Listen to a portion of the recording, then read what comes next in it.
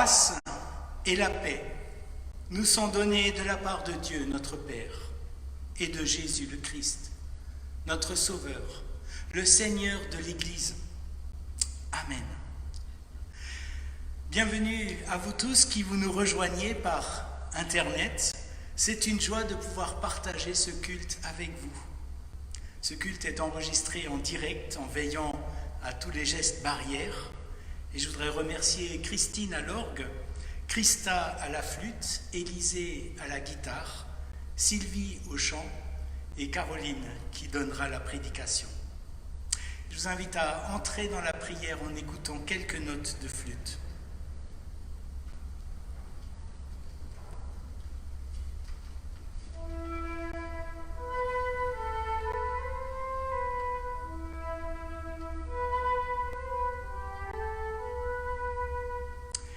Aujourd'hui, Seigneur, nous voici pour te bénir et pour nous mettre à ton écoute. Nous sommes rassemblés dans ta maison. Cette maison, ce n'est pas un bâtiment. C'est ton Église qui se vit au-dedans pour jaillir au-dehors. C'est ton souffle vivant qui nous rejoint et qui nous relie, puisque tu habites dans la louange de ton peuple. Que ces jours aient été calmes ou riches en émotions, que nous ayons senti fortement ta présence ou non, nous savons qu'à chaque instant, tu étais là. Tu murmurais à nos oreilles, tu soufflais sur nous pour nous guider dans la bonne direction. Nous voici tels que nous sommes, avec le poids de notre semaine sur les épaules. Nous le déposons devant toi, sûrs que tu es le Dieu de notre consolation et de notre pardon. Seigneur, nous avons mis ce temps à part, nous avons cessé de nous activer pour sentir pleinement ta présence dans le silence, en communion les uns avec les autres, même à distance, même devant un écran.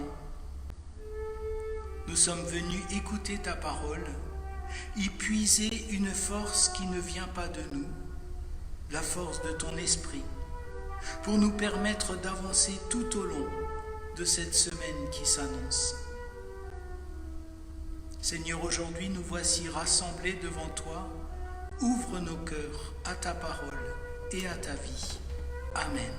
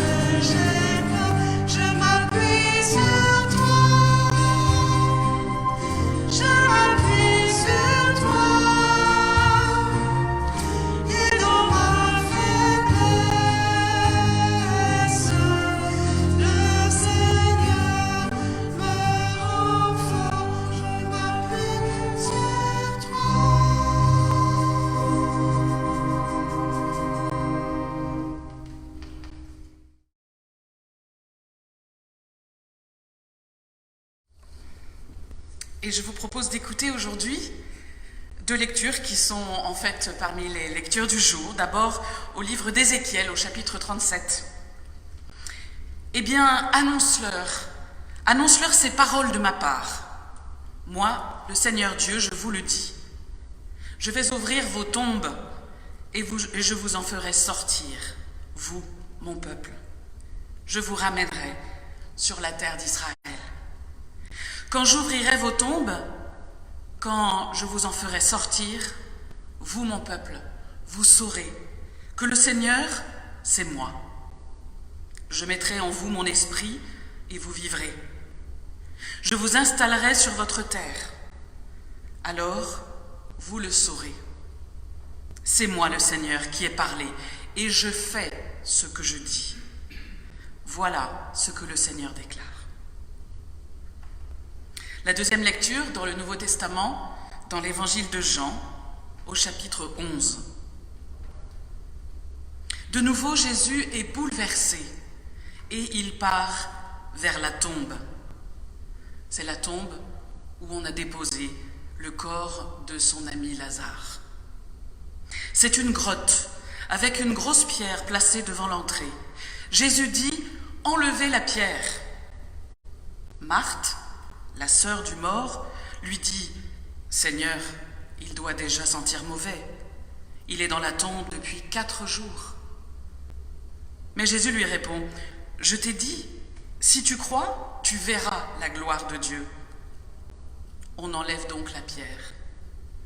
Jésus lève les yeux vers le ciel et il dit « Père, je te dis merci parce que tu m'as écouté. Tu m'écoutes toujours, je le sais. Mais je dis cela à cause des gens qui sont autour de moi. Ainsi, ils pourront croire que tu m'as envoyé. » Ensuite, Jésus crie d'une voix forte « Lazare, sors de là !» Et Lazare sort, lui qui était mort. Il a les pieds et les mains attachés avec des bandelettes de tissu. Son visage est enveloppé d'un linge. Jésus dit aux gens « Enlevez-lui tout ça et laissez-le partir. » Seigneur, ta parole est une lumière sur notre route, une lampe sur notre sentier. Guide-nous par ta parole. Amen.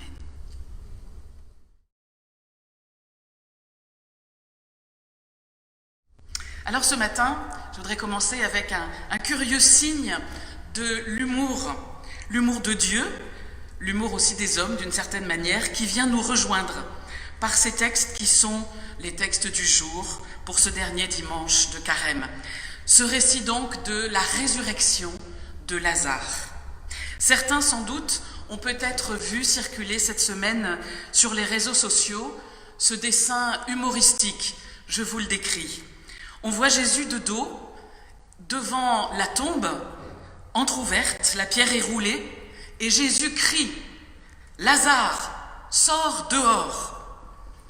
Et on voit la réponse de Lazare qui vient de l'intérieur de la tombe, et Lazare qui répond « Oui, mais je coche quelle case ?» Voilà, un petit peu d'humour pour commencer ce message.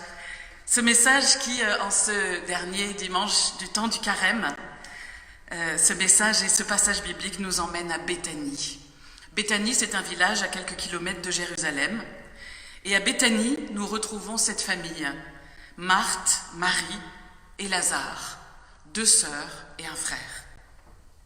C'est une famille un peu différente, parce que c'est une fratrie d'adultes qui semblent vivre ensemble, sans conjoint ni enfant. On n'a pas l'impression que les sœurs soient mariées, ni le frère d'ailleurs, ce qui est très inhabituel pour la culture juive à l'époque de Jésus. Et d'ailleurs, la psychanalyste Françoise Dolto, dans son petit ouvrage « L'Évangile au risque de la psychanalyse », n'avait pas manqué de remarquer cette étrange famille. Et dans son langage, elle notait que cette famille était sans doute bien dysfonctionnante, en particulier dans ses relations qui unissaient les 2 sœurs et le frère. Une fratrie qui, en tout cas c'est ainsi que Françoise Dolto l'interprète, qui n'avait pas su laisser chacun prendre son indépendance, couper le cordon et construire sa propre cellule familiale. Une fratrie, dit-elle, aux liens mal ajustés. Une autre caractéristique de cette famille, c'est qu'ils sont des amis de Jésus, ou plutôt que Jésus est leur ami. Cela est répété à plusieurs reprises dans les lignes qui précèdent ce que nous avons lu ce matin. Et un jour, Jésus reçoit donc cette nouvelle qui lui est envoyée par Marthe. Son ami Lazare est gravement malade. Mais Jésus choisit de ne pas se rendre immédiatement à Béthanie et il prévient ses disciples qui sont avec lui que quelque chose d'inattendu va se produire. Jésus leur dit, cette maladie n'est pas pour la mort, mais pour la gloire de Dieu et pour la gloire du Fils de Dieu. Pourtant, lorsque Jésus et ses amis arrivent sur place quelques jours plus tard, Lazare est mort et enterré depuis 4 jours. Étonnant, cet ami intime qui reste à distance et qui arrive trop tard. Dans cette page, dans ce récit de l'Évangile, il y a comme 2 logiques qui se confrontent, qui s'affrontent. La logique de Marthe et de Marie, avec les détails réalistes. Seigneur, il doit sentir mauvais. Avec les pleurs, la tristesse, avec les rituels et le besoin de trouver du sens pour échapper au désespoir. Et puis la logique de Jésus, d'un autre côté. Jésus qui patiente, de manière mystérieuse, et puis qui s'avance avec détermination. Jésus qui pleure et qui rassure. Moi, je suis la résurrection et la vie. Celui qui croit en moi vivra, même s'il meurt. Et puis plus tard, enlevez la pierre. Et puis encore plus tard, Lazare, sort de là. Dans les temps que nous sommes en train de vivre, beaucoup sont déjà ou seront confrontés à la maladie grave, à la mort, que ce soit à cause du virus ou à cause d'autres maladies. Et pour nous tous, la question lancinante reste la même. Est-ce que nos maladies, nos malheurs, sont des signes que Dieu se désintéresse de nous, qu'il reste distant ? Dimanche dernier, nous avons vu avec Noé que nos maladies et nos malheurs ne sont pas le signe de la punition de Dieu. Ce matin, je voudrais dire que nos maladies, nos malheurs ne sont pas non plus le signe que Dieu est lointain, qu'il est ailleurs, occupé à autre chose, ou absent. Parce que justement, la parole d'autorité que Jésus va prononcer, c'est pour ordonner à Lazare de sortir de son tombeau. Sortir de son tombeau. C'est une chose impossible. Parce qu'en général, quand on est dans un tombeau, on y reste. Il y a au Caire, en Égypte, un lieu très particulier où les gens extrêmement pauvres n'ont pas trouvé d'autre solution pour vivre que de s'installer au milieu d'un immense cimetière, des tombes, dans ce qu'on appelle la cité des morts. Les vivants habitent dans la cité des morts. Et même si nous, aujourd'hui, nous ne vivons pas au Caire, ces tombeaux, d'une certaine manière, nous pouvons aussi y vivre. Des tombeaux peut-être invisibles, qui portent d'autres noms, qui ont d'autres aspects. Ces tombeaux représentent tout ce qui nous empêche de vivre pleinement, librement.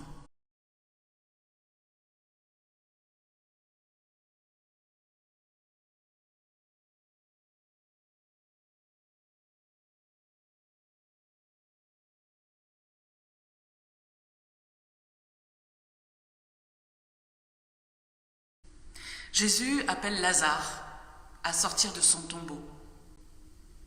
Aujourd'hui, c'est peut-être toi, moi, nous, que Jésus invite à sortir des tombeaux où nous vivons, pour nous faire entrer dans une vie autre, une vie déliée des bandelettes qui nous tenaient trop serrées, une vie libérée, une vie réanimée par la confiance, réanimée par l'Esprit de Dieu, comme le disait le prophète Ézéchiel, une vie reçue de Dieu lui-même, une vie vraiment vivante, d'espoir et d'amour. Amen.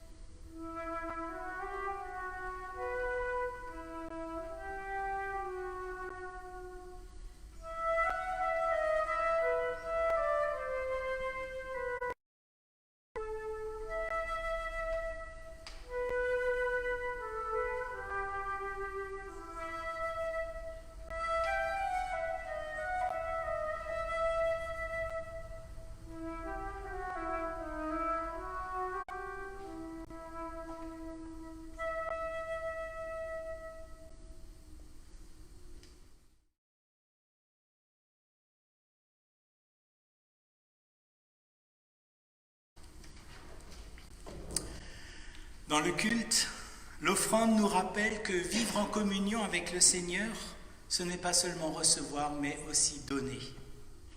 Le Seigneur nous a confié des talents avec responsabilité, afin d'en faire bénéficier les autres. Ce réseau de talents et de dons partagés a goût du royaume. Alors cette semaine, peut-être pouvons-nous cheminer avec cette question: quel talent pourrais-je partager? Et bien sûr, le mettre en œuvre. Je vous invite à prier les uns pour les autres. Seigneur, toi qui nous as fait, nous te prions ce matin pour le monde et pour les humains. Les soignants sont épuisés, donne du repos. Donne-nous la volonté collective de les soutenir.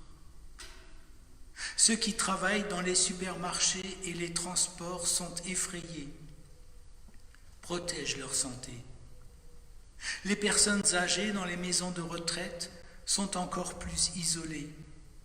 Réconforte-les. Les personnes en précarité, dans les squats, dans la rue, sont encore plus vulnérables. Aide-nous à leur venir en aide. Les personnes en situation de handicap, les personnes fragiles sont délaissées. Montre-nous comment être présents à leur côté.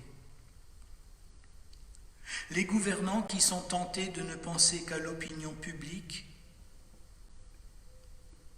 que l'ampleur de cette crise mondiale les aide à entrer dans plus de solidarité avec tous les peuples. Nous n'avons jamais vécu une situation pareille et cela nous fait peur. Nous ne savons quelquefois même plus très bien comment prier. Alors nous te disons, notre Père qui es aux cieux, que ton nom soit sanctifié, que ton règne vienne, que ta volonté soit faite sur la terre comme au ciel. Donne-nous aujourd'hui notre pain de ce jour. Pardonne-nous nos offenses, comme nous pardonnons aussi à ceux qui nous ont offensés. Et ne nous laisse pas entrer en tentation, mais délivre-nous du mal. Car c'est à toi qu'appartiennent le règne, la puissance et la gloire, au siècle des siècles. Amen.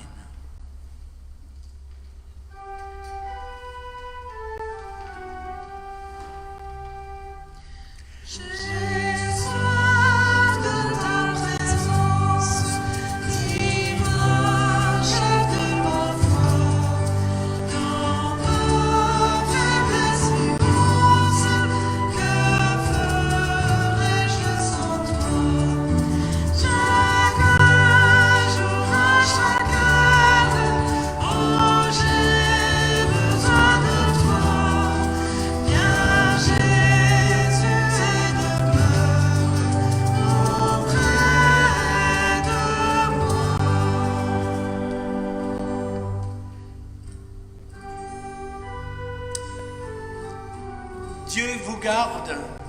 Dieu tourne son visage vers vous et vous accorde sa paix. Dieu porte son regard sur vous et vous donne sa grâce. Amen.